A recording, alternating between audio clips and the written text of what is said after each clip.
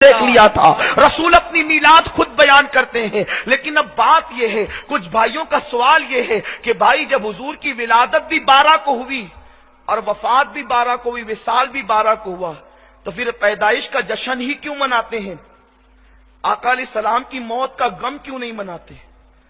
یہ سوال بہت اچھا ہے، جو کرتے ہیں اچھا کرتے ہیں۔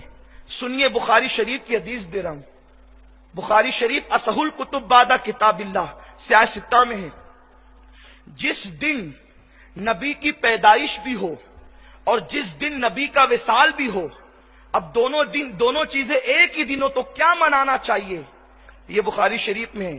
موت کا غم نہیں منا سکتے کیونکہ نبی کو ایک آن کے لیے موت آتی ہے، پھر نبی زندہ ہو جاتا ہے۔ سبحان اللہ۔ نبی ہمیشہ کے، یہ ابو داؤد کی روایت ہے، ابو داؤد شریف کی، آقا فرماتے ہیں ان اللہ تعالی حرم علی الارض ان تاکل اجساد الانبیاء فنبی اللہ حی یرزق۔ آقا فرماتے ہیں اللہ نے زمین پہ حرام کر دیا ہے کہ وہ نبیوں کے جسموں کو کھائے، اللہ کا نبی زندہ ہے، فنبی اللہ حی، اللہ کا نبی زندہ ہے۔ کون کہہ رہے ہیں؟ حضور کہہ رہے ہیں۔ اور یہ سیاہ ستہ جو 6 کتاب ہے جس کو سب مانتے ہیں، اس میں ہے اللہ کا نبی زندہ ہے، فنبی اللہ حی، نبی زندہ ہے، یرزق، ایسا زندہ ہے کہ جتنی ضرورت کی چیزیں ہیں سب اللہ نبی کو قبر میں عطا کرتا ہے، نبی کو روزی دی جاتی ہے۔ تو عرض کر رہا تھا 12 ربیع الاول ولادت بھی ہے، 12 ربیع الاول کو وصال بھی ہے، تو منائے پیدائش کا دن یہ بخاری شریف کی حدیث میں کیا ہے سنو۔ میرے آقا فرماتے ہیں جمعہ عید المومنین ہے، اگر آپ کی غلط فہمی ہے تو دور کر لیں، 2 عیدیں نہیں ہیں۔ کچھ بھائیوں کو یہ بھی غلط فہمی ہے کہ دنیا میں 2 عید ہے، یہ تیسری عید میلاد النبی کہاں سے آ گئی؟ اگر آپ بخاری شریف پڑھیں گے تو پتا چلے گا عیدیں 2 نہیں ہیں۔ اگر آپ 2 عیدیں کہتے تو گویا آپ بخاری کو نہیں مانتے۔ امام بخاری حدیث لائے ہیں، حدیث پاک ہے، آقا فرماتے ہیں جمعہ عید المومنین ہے، یعنی اس تیسری عید کا تذکرہ میرے آقا نے فرمایا جمعہ عید المومنین ہے، مومنین کے لیے عید کا دن ہے۔ اب عید کا دن کیوں ہے یا رسول اللہ؟ جمعہ عید کا دن کیوں ہے؟ تو میرے آقا فرماتے ہیں جمعہ کے دن حضرت آدم کی پیدائش ہوئی تھی، جمعہ کے دن حضرت آدم کی پیدائش ہوئی تھی، اور جمعہ ہی کے دن حضرت آدم کا وصال ہوا تھا، تو پیدائش بھی جمعہ کے دن اور وصال بھی جمعہ کے دن۔ تو آقا فرماتے ہیں اس لیے جمعہ عید المومنین ہے۔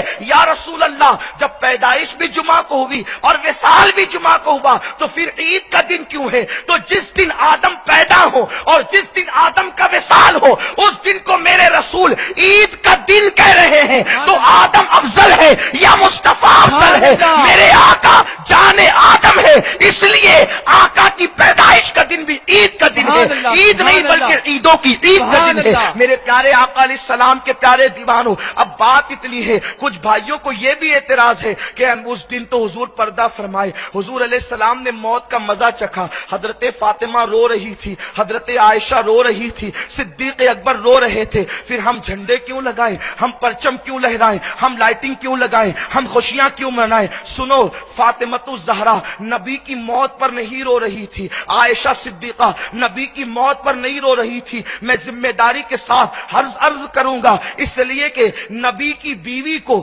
بیوہ کہنے کی اجازت نہیں ہے، اس لیے کہ نبی کی بیوی کو بیوہ کیوں نہیں کہہ سکتے؟ ان کو ہم ام المومنین کہتے ہیں، ان کو ہم رسول اللہ کی بیویاں کہتے ہیں، قرآن نے بھی ان کو نبی کی بیوی کہا ہے اور نبی کی بیویاں کہہ کر خطاب کیا ہے، اور قرآن قیامت تک موجود رہے گا۔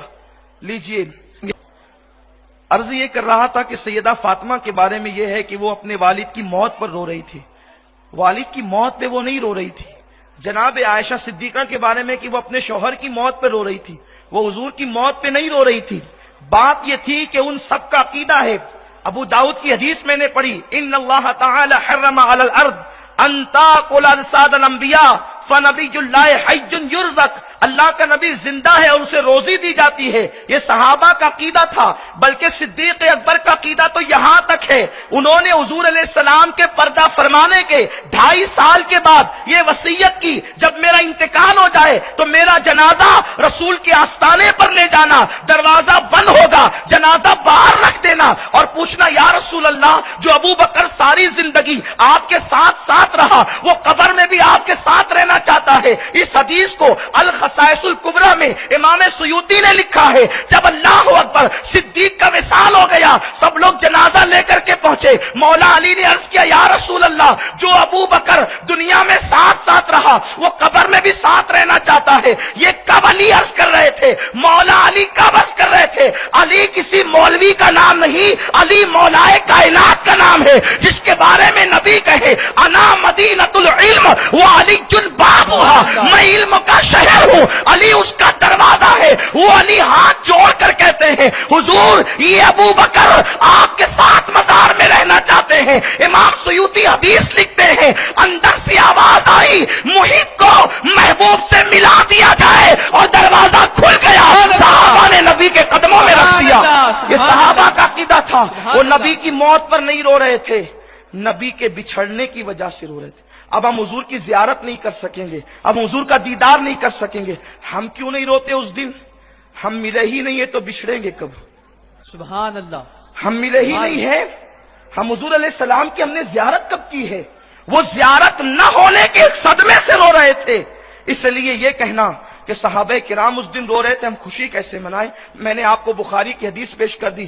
جس دن نبی کی پیدائش بھی ہو اور جس دن نبی کا وصال بھی ہو, اس دن وصال نہیں منانا چاہیے بلکہ پیدائش منانا چاہیے. یہ بخاری کی روایت ہے. جو آپ نے سن لیا کہ حضرت آدم کی پیدائش بھی جمعہ کو ہے, ان کا وصال بھی جمعہ کو ہے, تو میرے رسول نے اس دن عید المومنین قرار دیا, یعنی خوشی مناؤ. اور نبی کا دنیا میں رہنا بھی رحمت ہے اور دنیا سے جانا بھی رحمت ہے.